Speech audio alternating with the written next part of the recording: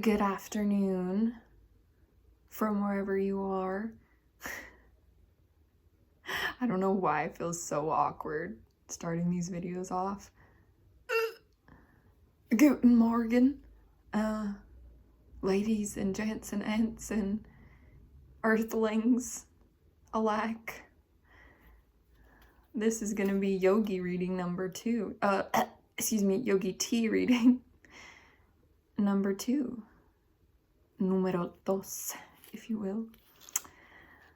So here's my beautiful heart-shaped box that contains all of our special tea tags. And I will shake. A little ASMR for you. Now I'm gonna, like a lottery ticket. Do y'all ever read that short story by Shirley Jackson called The Lottery? I read it in the 8th grade and it destroyed me in such a good way. Oh, what an incredible writer. All right. In my brain, I heard pick, B-I-T-C-H, with an exclamation point. So that was probably my higher self, unless it was one of you sending a message telepathically to me. But all right, so here we are.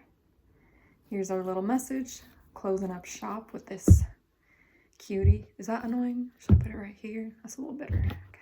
You can see my cute little orange chair and my sunset orange. Maybe I should put something here to get your attention, or I'll just have my hand out like this. Oh, dang. That's probably not good. Hear that? Are you jealous? Okay, move on. Message for today is a question. Please focus. Please. It says, what can you appreciate in this moment? I don't know about you, but I get real irritated when people tell me to be grateful for stuff. It just makes me... And I think it is because there's a part of me that has felt in the past that people didn't really acknowledge my emotions and like have empathy for what I was going through. So,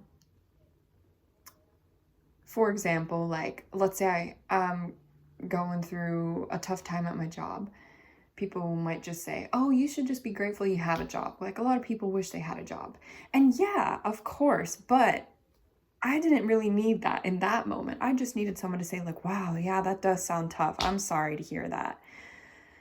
And then once my emotions are validated, I can move on and say, yeah, you know, I'm grateful. But in the moment, I'm kind of pissed off and I want that acknowledgement. So maybe you felt that too, where you've been told to feel grateful, but you just wanted someone to validate how you were feeling. And I also think maybe you can relate. There's a part of me that has looked for the negative or felt like I needed to be negative because it was how I saw the world, and I didn't really have a lot of optimism. I didn't feel like I could be empowered. I felt more like a victim of my circumstances. And so it was almost like this rage I had kept me going. It kept me feeling like maybe that's what I thought my identity was, or it made me feel strong. Ultimately, I think it just kept me from feeling the pain that I felt. Like underneath that anger was sadness. I'm sure you've heard people say before that a lot of times anger can actually just be hiding deep sadness or grief that you're just too scared or ashamed to feel. There's this really good book called It's Not Always Depression.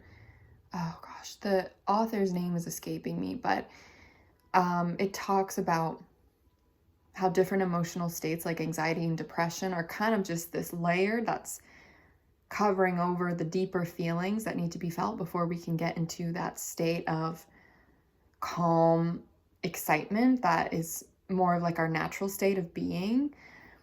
I highly recommend. It's Not Always Depression. It's a really great book, especially if you're learning about spirituality, learning about feeling emotions, but you have more of like maybe a science-oriented brain, or like you want concrete, you want data and research done on the very thing that you're trying to heal before you can kind of start the process. I think you know what I'm saying. What can I appreciate in this moment? For me, I can appreciate the fact that I am sitting here in my comfy little chair that I got from a thrift store for about $11 that has been kind of slowly started to be annihilated by my cats just... You know how they do that? You like those sound effects? That was me, for those listening, me trying to mimic the sound effect of a cat scratching a chair. I can appreciate the fact that today I don't have to work. Now, none of us has to work, but I think you understand, like, I don't have specific responsibilities that require me to be somewhere. I have free time to kind of do what I want and listen to what calls to me. And what has called to me is to sit here and share a message with you guys. I'm grateful that, or what I can appreciate is that there's a window right in front of me, and it is showing me the most beautiful cacophony of nature. Beautiful white flower bush with some fuzzy fat bees buzzing around. Like, oh, don't you wish you could cuddle those bees? They're just so, like, rotund and delicious. I would love to cuddle one. And in the background, I can kind of see storm clouds brewing, which I love. I love a thunderstorm. I see the wind moving the leaves, and it brings me so much peace to be able to see that out my window, because I never had that before in my place of living before.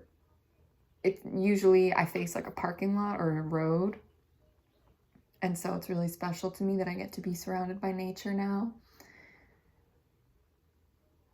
What can you appreciate in this moment, genuinely? And I would urge you to sit for a second and let whatever might trigger you with that question come up, because it certainly triggered me.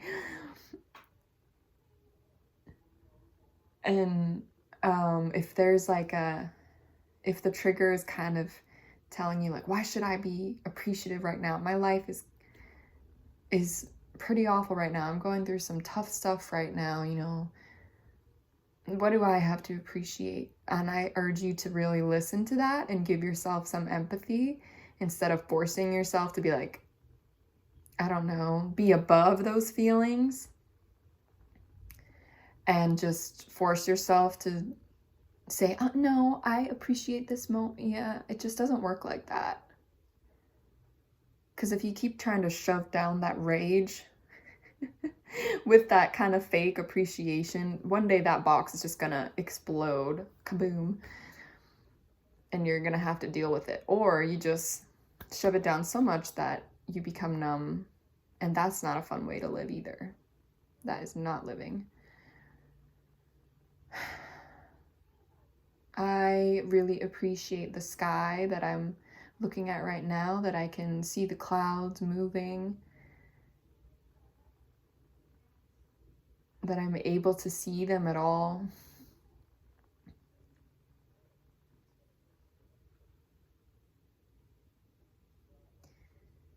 I appreciate the fact that I get to sit here and record this video and have it be shared with a bajillion people from around the world. There's no barrier to our connection, except physical, of course. And that there is this universal connection that we can't always feel or are unwilling to feel, but there is an awareness that it's there. We're all on this planet together. And I do think that if we can remember that more often, we don't have to feel things like loneliness so intensely. And the wonderful thing about YouTube, which I've loved YouTube since the early days, with like Smosh and that Pokemon video, that guy who did like dance, what was it? He did like a decade of dances or something like that. Oh, beauty YouTubers like Michelle Phan, the OG. I just need to show off the fact that I've been here forever. Oh my god. But anyway, I just really love YouTube because it is this, you know, like a democratic form of information sharing, and anyone with an internet connection and a camera can share what they want to share with the world.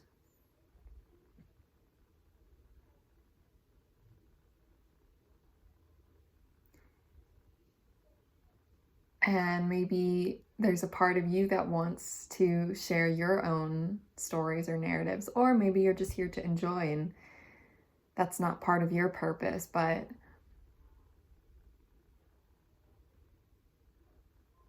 I can appreciate the fact that we're here and we're connecting in this way. Even though it might seem kind of parasocial,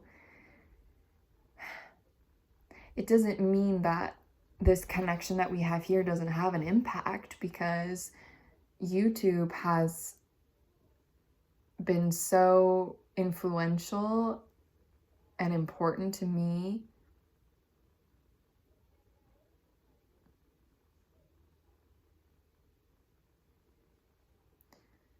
Maybe you grew up watching it too. I think that I don't want to go on like a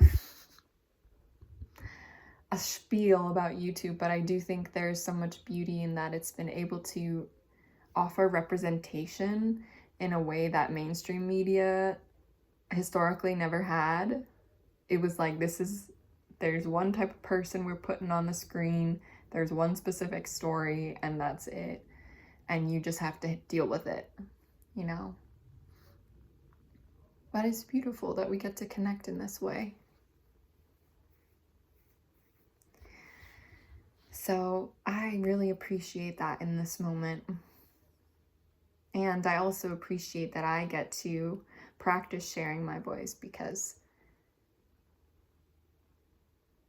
maybe you can relate, but I've always felt scared to express myself, to say my truths for fear of others' reactions. But that really made me feel quite numb. It made me feel quite depressed. It made me isolate myself from the world. And while I do think that it happened, and that in the isolation there was a lot of time to introspect and hone certain skills, I do think that now I have to share my voice, or else I feel like I'm gonna be sick. I don't know how else to explain it, but it's like at a certain point you can't not share your voice.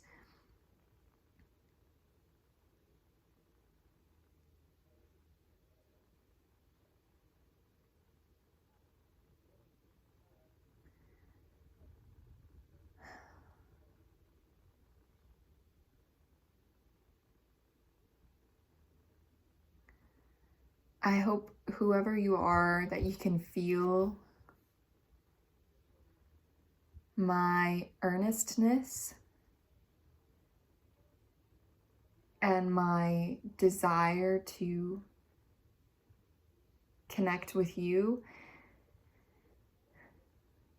because I think on the deepest level, my earnestness, my desire to create on here is to just help other people feel like they're not alone, or just understand that they're not alone in what they're going through.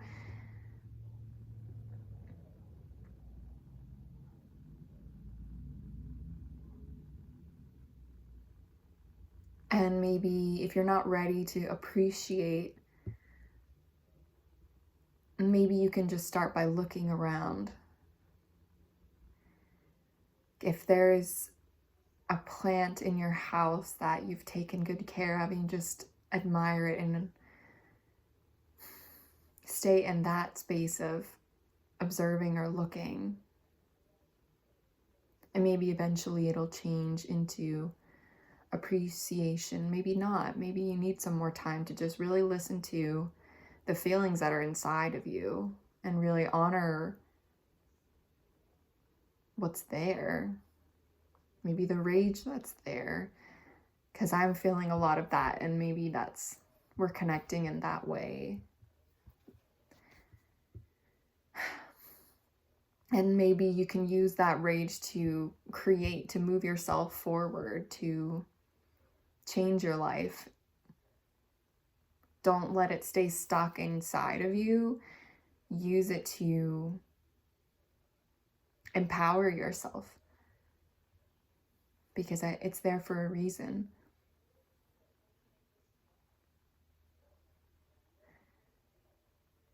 I know that there is a lot of negativity surrounding anger and rage, and it took me a long time to feel comfortable expressing anger, because like so many of you, I'm guessing, I've witnessed anger and rage be used as a tool for bad to hurt people, but it doesn't have to be like that. You can use it to help yourself, and then by helping yourself, you will help other people. It's just inevitable. Whether you actually help someone or you become an example that other people are inspired to be like.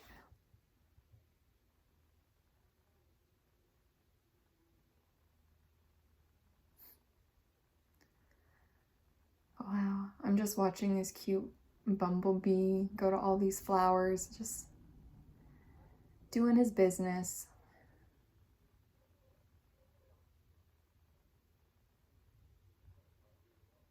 I just love nature. Like,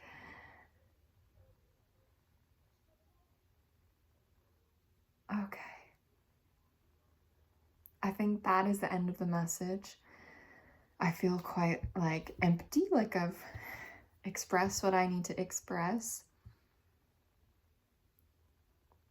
I hope that whoever you are, wherever you are, what time you're listening to this is, well, I got lost in that sentence. You deserve to experience wonder and joy and appreciate the moment that you're in. But first, please honor the emotions that are in your heart. Okay. Much love. Bye, everyone.